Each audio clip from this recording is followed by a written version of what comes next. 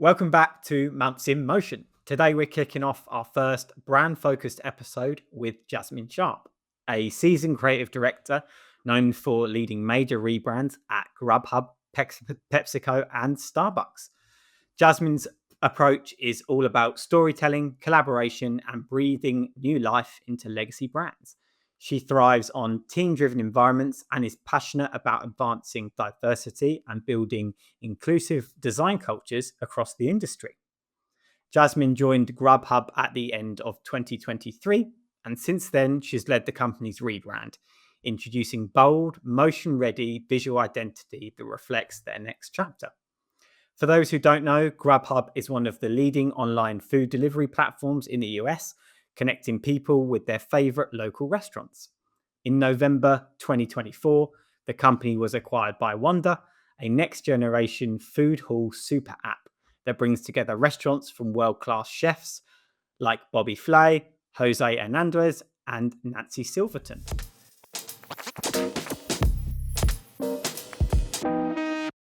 Welcome, Jasmine. Excited to chat about all things motion. Looking forward to this one. Yeah, super excited to talk. Thank you for the wonderful introduction. You're welcome. But yeah, happy Tuesday. That's it. Perfect. So, yeah, if you're ready, we can jump straight in. Amazing. Yep. First of all, I really love a lot of the work that went into the refresh, looking at the kind of colors, the photography, and also the details of the typography. I'm interested when working on Grubhub's visual identity refresh, how did you ensure that motion design wasn't just a decorative layer, but a foundational element of the brand system itself? And so I think first off, you said foundational pieces is that we needed to revamp, not reinvent our design system. We needed a new word mark, colors, type, photography, and illustration. So Mm. that's the starting point. The fun part, right, of ideation, putting things on a page, seeing if we like it, dislike it, pitching it, going back into the incubator phase, and solving those problems. Once we delivered that, that was the time of like, okay, how do we build on these things to make them move? As a brand that's all about different brands, as merchants, restaurants, takeout, the local bodega, we needed to make sure that our system is adaptable. And so it was very important to build that foundational piece to then see how we play. So from that point, we have been experimenting from the pitch stage of conceptual thinking to actually implementation and to creative. Two examples I can bring up right now is we have this great G within our word mark. We use this curve as the runway for food. And I mean runway meaning that we're placing isolated food on top. It's really nice as we have this nice vibrant orange as before it was subdued, but now we've brought it to like times three of intensity. That really helps that food and that contrast pop and be a bit more craveable and have freshness to that. And then within motion, we're able to, just doing this as a rainbow, have that be extended, come in and out with pieces of creative that really delivers the food, or delivers the message at hand, just to have a little bit more of a visual interest to bring to design. The other side of it is photography, and we just did a huge overhaul of all of our photography. But with that being said, we had a lot of images that were stills. We had great bootables or burritos, but how do we make those move? I'm Mm. coming from the world of Starbucks and Pepsi, where movement is huge within in store and then also within, soft drinks of activations of sorts. So it was important of like as simple as a burger on a runway of our curved runway of having the cheese drip very slowly, right? Or a cheese pool of grilled cheese, right? How do we make sure that we're captivating our audience and really making the food front and center, and craveable? I need, I'm so hungry. I'm in this meeting and I see it out from Grubhub and it's like, oh no, I need that burger right now. Let me go behind or underneath the table and order it today. So we want we want those moments of that click of trying to order food and have it be expressive across the Mm. board.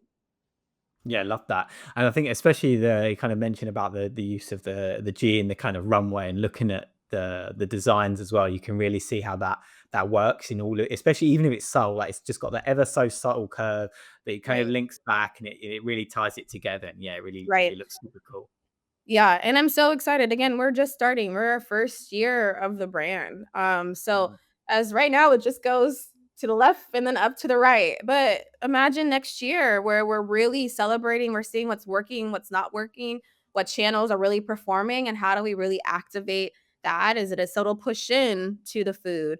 Do we Mm. use AI to do more of how we think it could move and go forward? So super excited for what's to come with that, but that subtlety right now is doing wonders. Love it. Amazing. Something that we always like try and pay close attention to is like talking about meaningful movement. So not things not just moving for the sake of moving, thinking about why they're going to move, why they're going to move Right. like that. How can that reflect the brand? And it kind of just Mhm. helps it tie together. So yeah, that's really interesting. I'm also keen to know, like for you as a creative, what excites you most about like pairing branding and motion design come like when it comes together? Like what possibilities does that open up that static design just can't? Storytelling, right? I feel like it's unlocking the human in us. I feel like, as static, you don't see the emotion, the feeling, and I think even when you talk about motion, it's like you have to have sound, right? It's like motion and sound to really capture. Again, we are a brand about merchants. We are partnering with different restaurants from all the way from your local pizzeria to your upper class, world class Italian restaurant. And with that being so, the adaptability that's needed when you have a brand that's partnering with so many different types of brands is key. And so Motion allows us to deliver tons of things, not just messages, but also how do we convey the local pizza shop's pizza that's partnering up with Grubhub to do an activation in XYZ.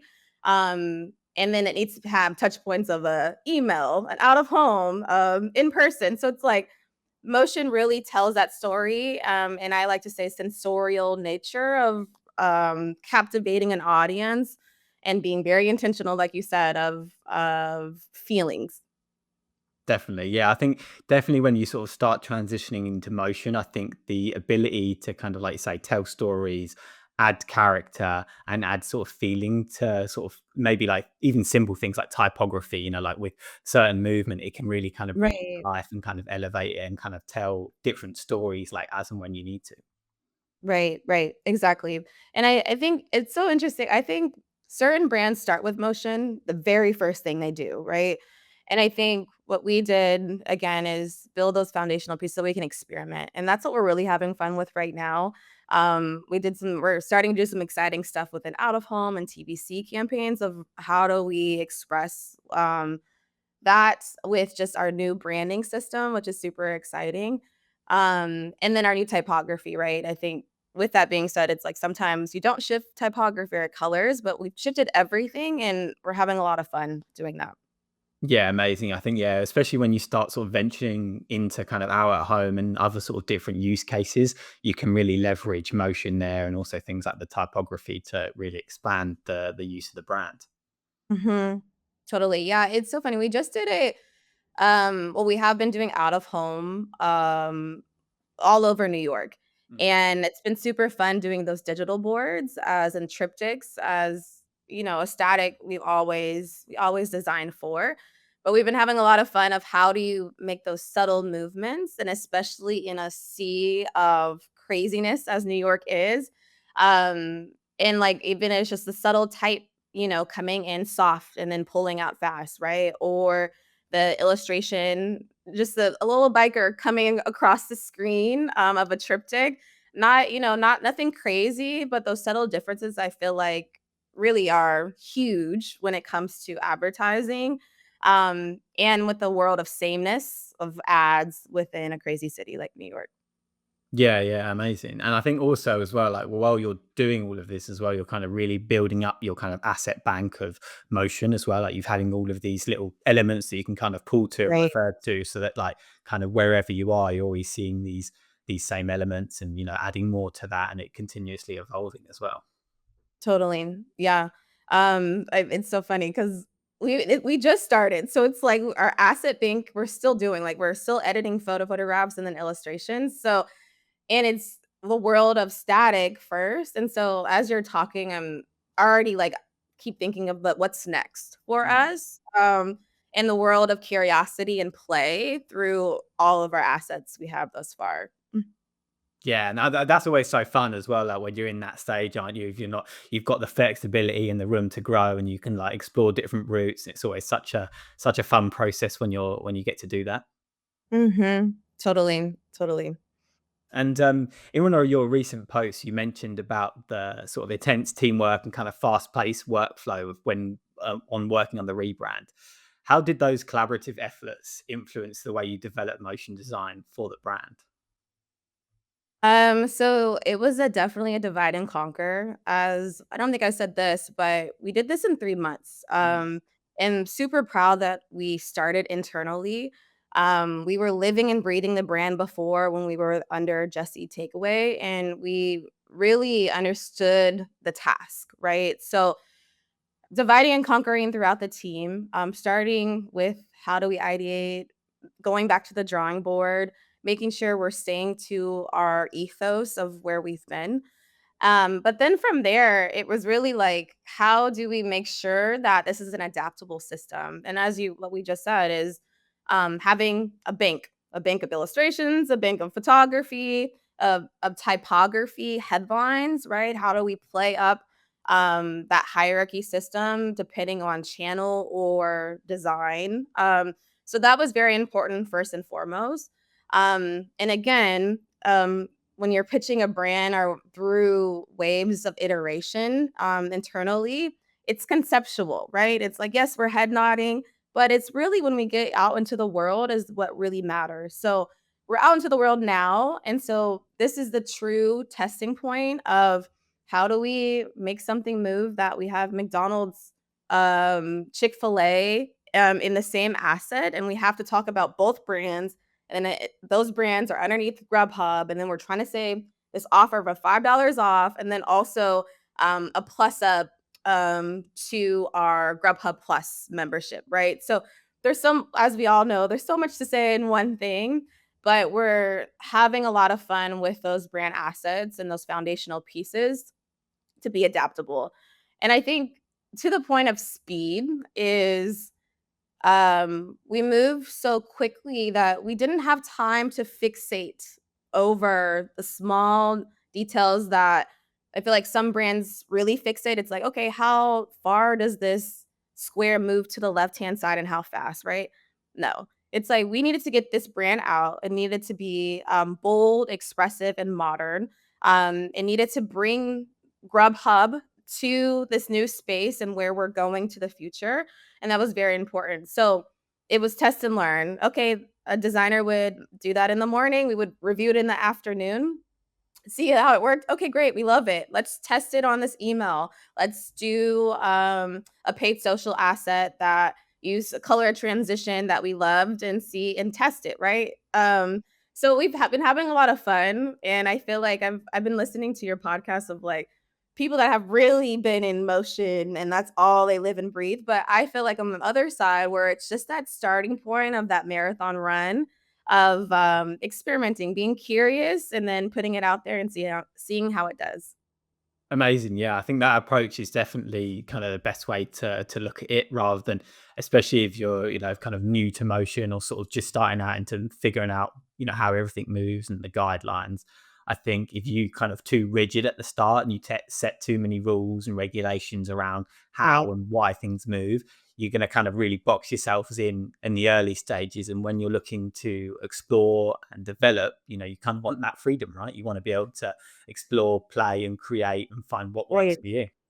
Mhm. Totally. And I think too a lot of how I lead is obviously from my past experiences, and I'm coming from Starbucks, which I did a lot of digital boards, menu boards, and pagination of how you experience an in-store visit. And two, Pepsi, we're leading brand identity for packaging, but then also moving to experiential. And experiential is a lot of that sensorial nature, right? How am I smelling? How am I touching? What am I seeing across the board? And so bridging that gap to where I'm at now of leading the team, it's like motion or your foundational piece, it can be sensorial. I know it's like we're doing digital marketing, but like how can we really make things move and feel and be playful, and food's supposed to be fun, right? So it's how do we experiment through that process? Yeah, I love that. And I think like brands that have food involved, it's like the collaboration between like food and motion works so well, and like the senses and the taste, like a lot of that seems to like merge so nicely with motion, like how you can make, like you mentioned, like typography feel like cheesy, or you can make it, you can give it these feelings. And I think, yeah, it's such a great way to kind of pair the two together. And out of all of those foundational elements, what do you love to see come to life in motion? For me, in particular, I love seeing how motion can really like bring to life character and typography. So I'm, yeah, interested to see what you really love to see come to life when it's in motion as well. Yeah, I think it's the food, right? Like before we had static assets that were very still and bland, and a lot of what we do too is partnering with brands that they're giving us their photography. With that being said, some photography is really good and some photography is, so-so. But we found that it's like, okay, how do you make this chicken sandwich really craveable that, that maybe looks a little dry and not as cheesy as what you want it to be, right? So adding that subtle spin, right? Can we see the whole sandwich spin at the bottom of a piece of creative? Again, or is it a cheese pool, right? Of that very like ooh, craveable moment, and then it snaps, goes to your messaging and then your CTA. So I'm having a lot of fun with that. And I think everything we're doing right now is a um different moment to tackle, because we have so many things coming at us that is unexpected because we're working with so many different types of merchants to build on top of a build with our brand. Yeah, amazing. And sort of touching on the photography as well, I really love the all the photography that you've kind of put together. I'd be interested to learn a little bit around the process of that, and like kind of what your vision was for the photography as well. Yeah. So photography is so much fun. I feel like every designer's dream and like is every day to be on set. So we had a lot of fun figuring out what that means. I mean, and also too, also I want to caveat is that we're coming from a world of learning a lot between being underneath Just Eat Takeaway, right?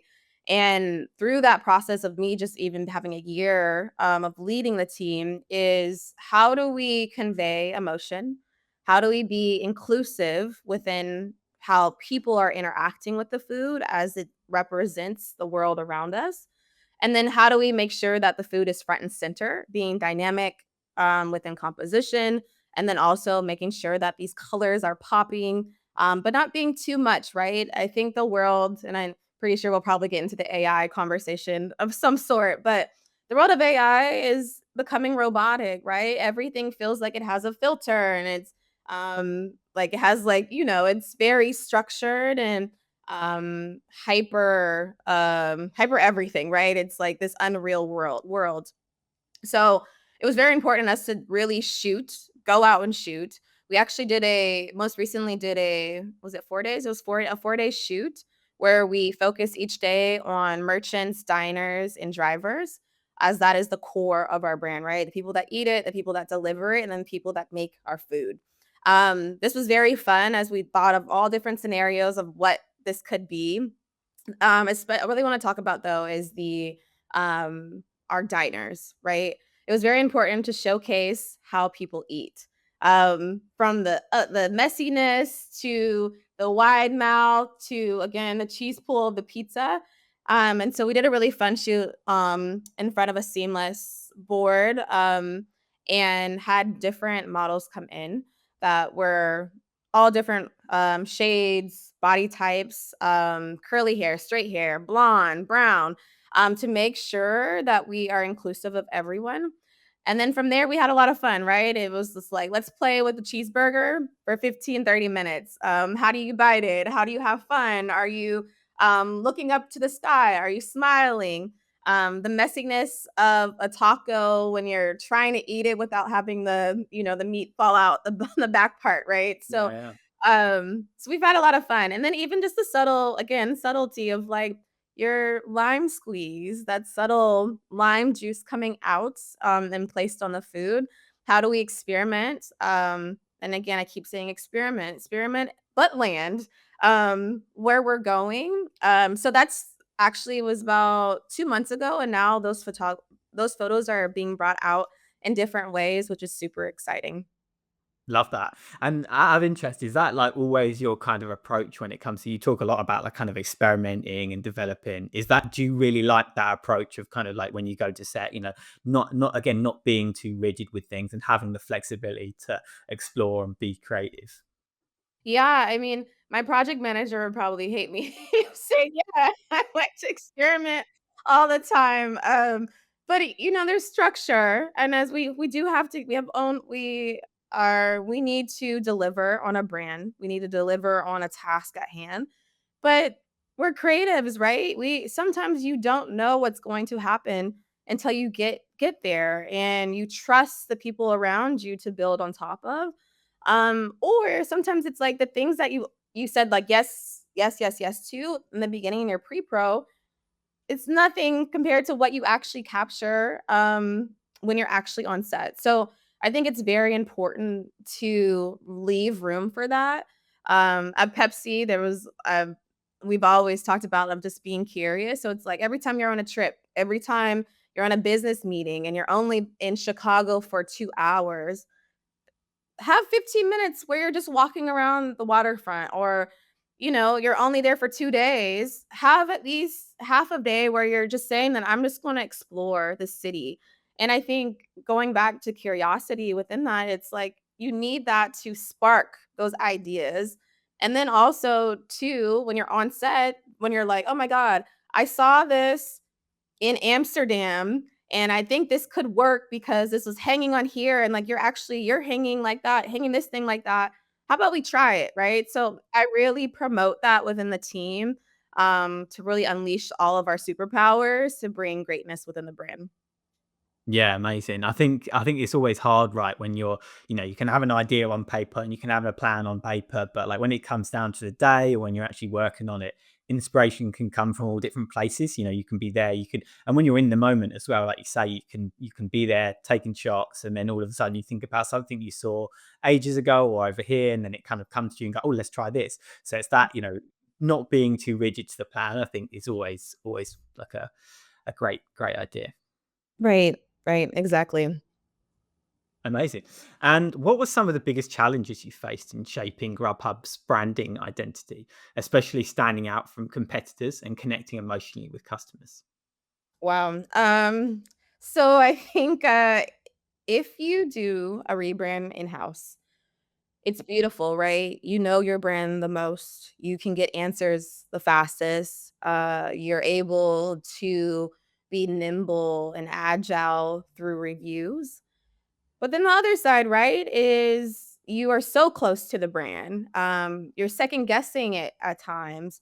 When you're delivering it so fast, you're ideating in the morning and it's changing completely by the afternoon, Yeah, yeah. right? So I think the challenge there is ego is out the window. I have a fantastic design team and copy team that really just leaned into the process. And I mean, real when I say lean in, they really leaned in. Meaning that we were doing pitches in the morning again, where I was talking to our execs and saying that this is what we think is right, but then they're like, "This orange is too orange," like, or the type I can barely read. And it's like, oh, like they spend so much time like ideating and like saying the reasons. And then we go to the meetings and we're talking about like the, very structured of like, this is the type, it's bagasse and it's playful, and this is the founder, and just like those meat and potatoes of what every designer geeks out about. And then, a CEO might say, like, I don't like it, right? It's like Yeah. after, and not saying that that happened to us, but you can imagine just those scenarios that I'm trying to convey is things switch up at a meeting. You think something is gonna deliver it and it doesn't. And then certain things where you're fighting for, and you didn't really have to even fight, where it's like they're head nodding and they're like, "Oh, it's great. Let's do it." So, I think, we really had a great team with us, in our design, cohort. We went to agency partners for certain things like our, Grubhub Plus rebrand, which is attached to our Grubhub, which is $0 delivery fees with Grubhub. We need to reinvent that, but that was building on top of this foundational piece. So it's great partners and then also great marketing partners and leadership to like make sure that we are delivering on what we're saying, but then also having back and forth conversation and open conversation. And again, we're evolutionary versus revolutionary. How do we take two steps and not just one leap? And we think we did a great job to find that balance. Amazing. And you mentioned sort of working with external partners for things. I'm always really interested to see and hear about what you look for as well when sort of working with external partners and how that differs when you're kind of working with an internal team as well, like some of the challenges you face with Yeah. that and like how you like to see that kind of play out. Yeah, I think what's important and what I've learned from previous directors is that everyone has a superpower. Mm. And you don't wanna bring in-house, if that's in your internal team or with your external partners, that same skill set across the board. And so what we really look for is a partner, that can not only do the job or have something like it in their portfolio, but when we start to talk to them, what is their really meat and potatoes of what they really geek out on? And then also how do they, collaborate? It's huge, right? Being that we did a lot internally, we think we know everything about the brand, but how do you come in as a newbie to everything that we're having conversations and really plus up where we've been versus just like all of us swimming in the same pool, right? And then again, going back to curiosity, it's like what are you curious about? So what are you asking questions like, yeah, you guys picked this orange, but like, do you guys think we should use this complementary secondary color for this? Like, we do think we've seen this at XYZ in the world, and we really think that would be great because of this, right? And that's what I look like. It's like the why. Like, why? Like, are you guys asking why? That's very important. So we've gotten lucky with great external partners to build on top of where we've been. And then again, have a fantastic internal crew that really focuses in on what we need to do at hand and then all about the brand to push forward.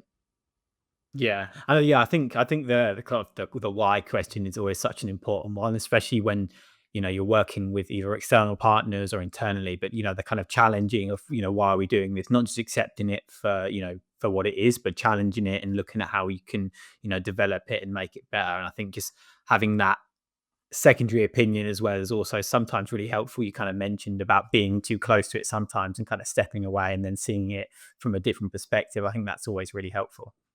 Right, exactly. Perspective, right? And I That's it. think even if you go on vacation for 2 days and you come back, you have perspective.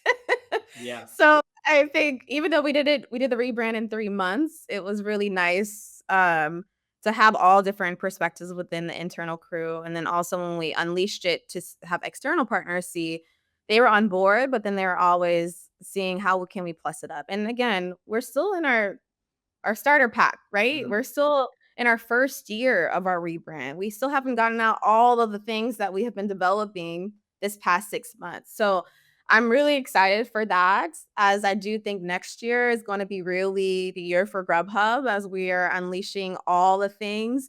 We're really focusing more on motion after we experimented, how do we implement and then, extrapolate across the board. So super excited about what's to come. Yeah, that sounds amazing. Yeah, I think in terms of like, like you say, when you put stuff out there and then you kind of see how it lands in the real world and see how it's working, what's not working, and then the ability to kind of go back, reiterate, change, tinker, having that there is always super helpful. Totally, totally. And when refreshing a brand versus like reworking it, how do you kind of determine what elements are essential to preserve and which ones do you need to kind of evolve? Like, what do you cut and what do you keep? Mhm. I think it depends on the brand. Hmm. For our brand, all our assets were attached to Just Eat Takeaway, and so it was very easy. We knew we had to change everything, right? We had to really it was a new birth, right? Of who are we? What's our identity? And so first and foremost was our word mark. We did have a house, so graphic mark attached to a word mark, but we felt like it was needed to start with the word mark as we are digital marketing, that is our header, and then eventually go into graphic development.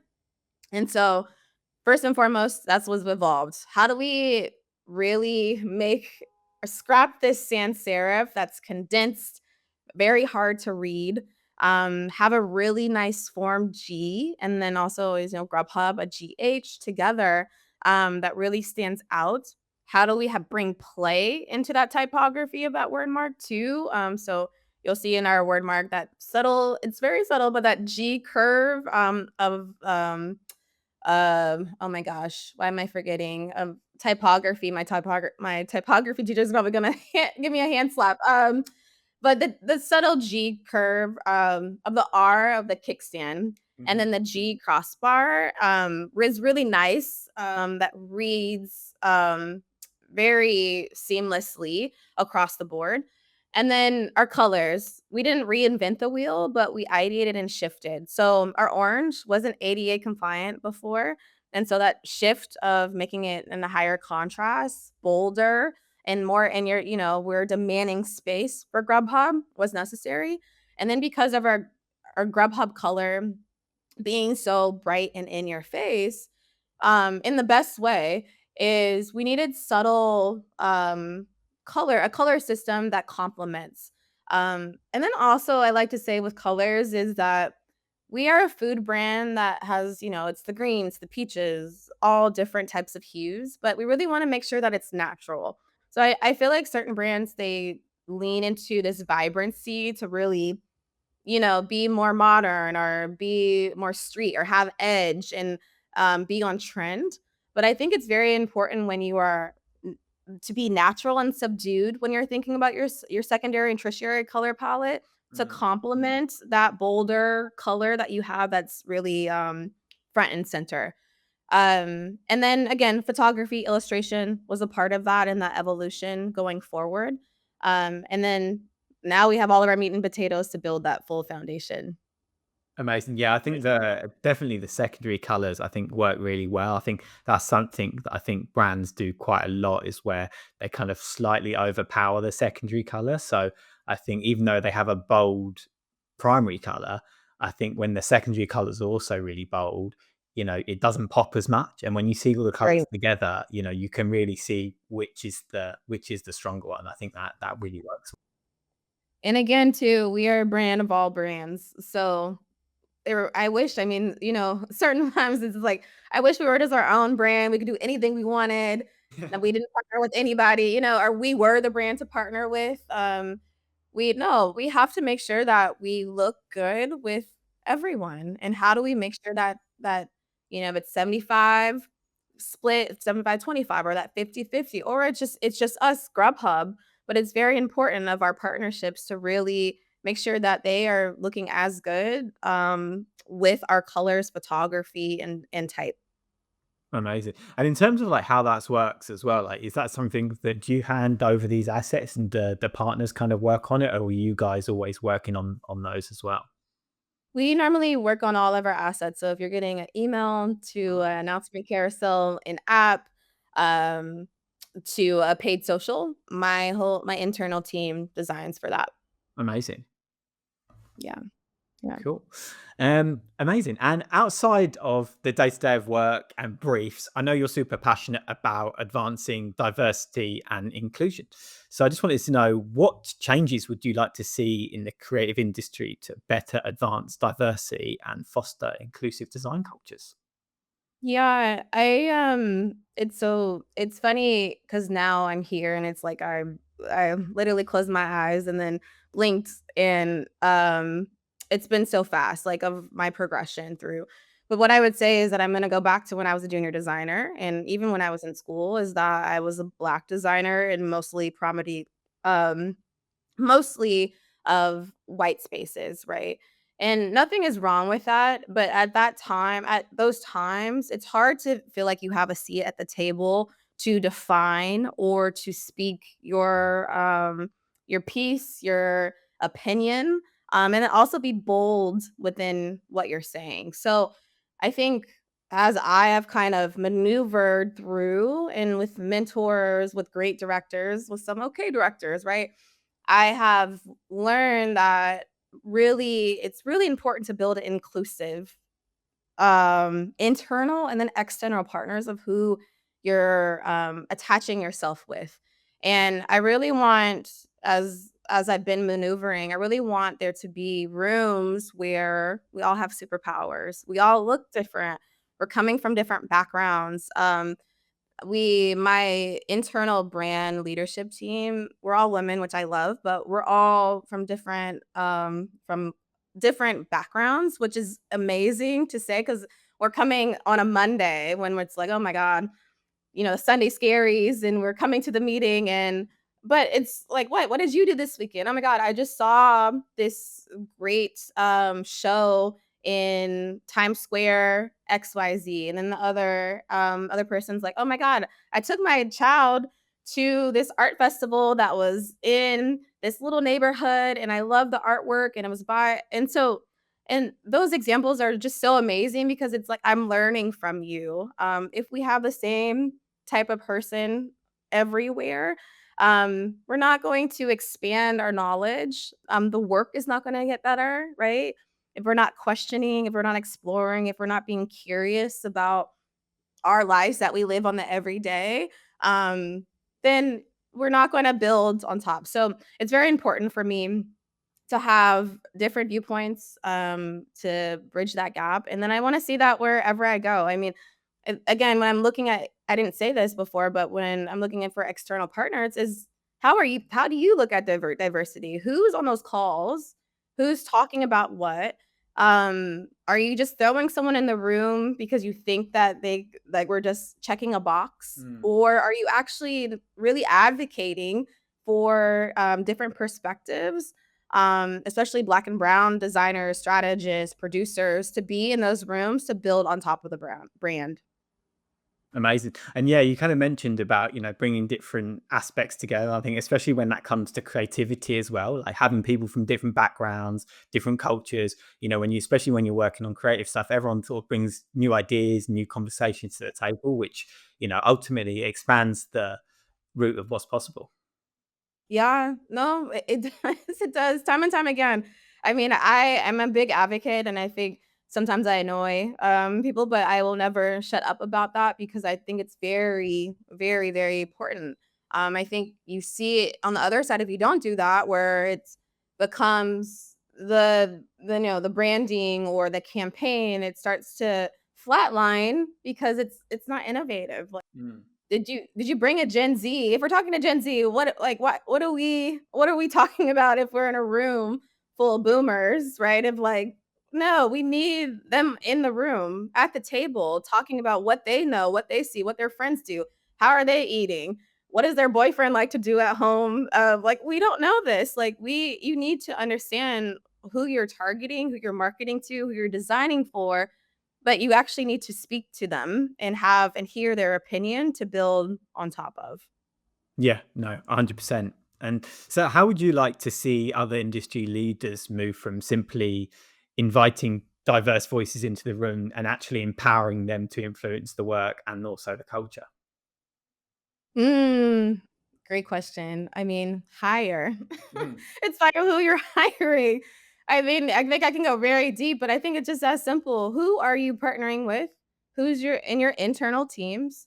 Do they all have different strengths? Do they all look different? Are they coming from different backgrounds? That's first and foremost. Then once you have that, who are you bringing in to build the brand with your external partners? What is your and then also understanding like what is your brand? Is your brand all about different cultures? Is your brand more about, a very specific or niche culture? If so, make sure that you're following what you're saying, right? Or what your brand is about. So um making sure it's diverse. Ours is food, right? It's from Mexican to Italian to soul food. We need diverse thinking within our external partners to understand how do we make something move? How do we really do an activation in Harlem that is really going to hit home with the people that live there and we're not just speaking to ourselves internally. Yeah, and you kind of mentioned on mentors there as well. I'd be interested to know like how you went about going like finding a mentor. I think that's something that people get asked a lot, and it's like kind of oh like I want a mentor, but like where do I find one? How do I go about doing that? Like what did that process look like for you? You know, it's so funny. I say mentor, but I think the people that I think that are mentors, they don't even know that they They are don't my know they're mentor. doing. Yeah. It's tough. It's tough. I think you go to these like TED Talks and they're like, just go ask someone and then like they'll advocate and then meet with them. And it's like, it's not so easy. Everyone has a busy life. They have families. You ask and then maybe they don't receive it as what you think you want them to receive it. So I actually didn't I've never had a direct mentor that has been with me from day one. I have just found different people I have attached myself in listening to Mm. how they present, to how they build a team, to how they have fun or how they are lighthearted within meeting. How do they carry themselves when they get into the room and they don't know someone's watching, right? So I think I just take little isms, that's what I like to say, from Yeah. different people that I would say they are mentors. And if I probably said their name, if they heard this, they're like, oh my God, Jess. But it's real. It's like I take bits and pieces of, people and what I like, and then what I dislike, so I know how to lead my team and also know how to be a great partner, and cross-functional partner, to people within my company.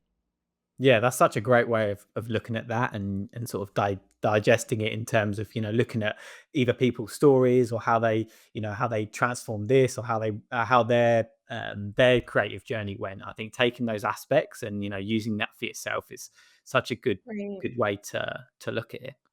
Do you have a mentor? I don't know. I've sort of done similar things in the past where like you said there, these kind of programs where you kind of work with people. And I think early on in my career, again, I think similar to you, it's just like the people you surround yourself with. So like Right. previous bosses, like I remember when I first interned, and the creative director at that studio was, like a self-proclaimed mentor. I was sort of asking Right. questions, it's like although it wasn't like a formal will you be my mentor, it's kind of like you end up sitting next to each other, like asking questions, talking about things. They tell you about their journey and how they, went from X to Y and how that went. So you kind of like you say, you kind of learn off of that as well. Right. Yeah, the little bits and pieces along the way, but I mean, that's life, right? It's like asking your mom and dad to teach you everything about the world. It's like, Yeah, no, they're just this small bit in piece of your life to learn from so many different things. So I love that. amazing. And yeah, awesome. Well, yeah, thank you so much for joining me today, Jasmine. It's been a absolute pleasure.